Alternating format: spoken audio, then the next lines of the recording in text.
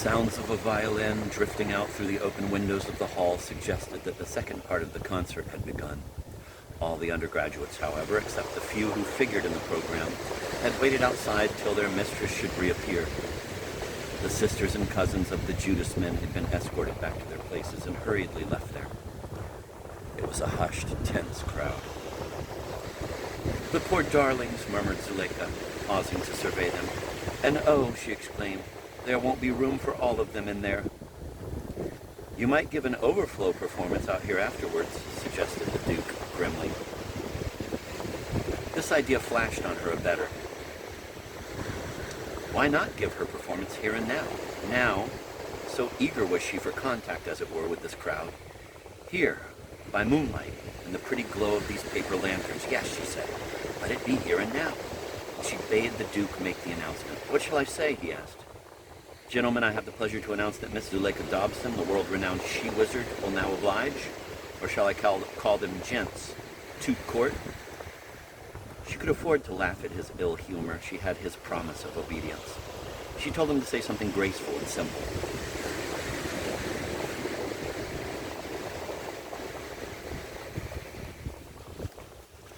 The noise of the violin had ceased. There was not a breath of wind. The crowd in the quadrangle was as still and as silent as the night itself. Nowhere a tremor, and it was borne in on Zuleika that this crowd had one mind as well as one heart, a common resolve, calm and clear as well as a common passion.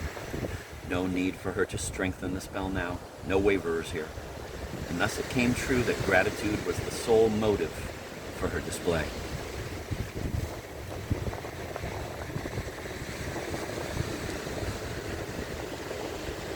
She stood with eyes downcast and hands folded behind her, moonlit in the glow of the lanterns, modest to the point of pathos, while the Duke gracefully and simply introduced her to the multitude. He was, he said, empowered by the lady who stood beside him to say that she would be pleased to give them an exhibition of her skill in the art to which she had devoted her life.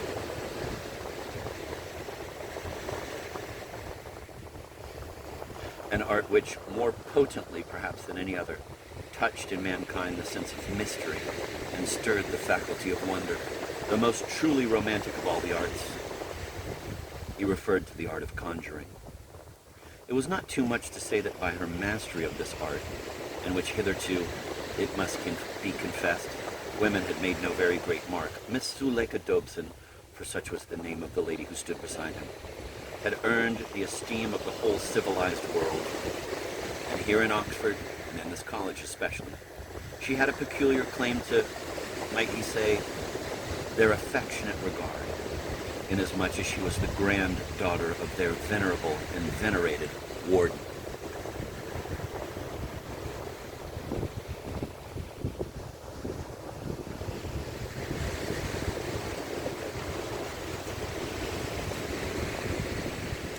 As the Duke ceased, there came from his hearers a sound like the rustling of leaves. In return for it, Zuleika performed that graceful act of subsidence to the verge of collapse which is usually kept for the delectation of some royal person.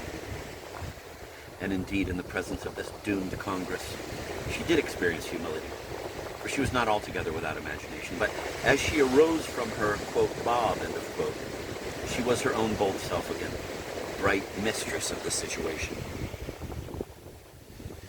It was impossible for her to give her entertainment in full. Some of her tricks, notably the secret aquarium and the blazing ball of worsted, needed special preparation, and a table fitted with a servante or secret tray. The table for tonight's performance was an ordinary one, brought out from the porter's lodge. The McKern deposited on it the great casket. Zuleika, retaining him as her assistant, picked nimbly out from their places and put in array the curious appurtenances of her art, the magic canister, the demon egg cup, and the sundry other vessels which, lost property of young Edward Gibbs, had been by a Romanoff transmuted from wood to gold, and were now by the moon reduced temporarily to silver.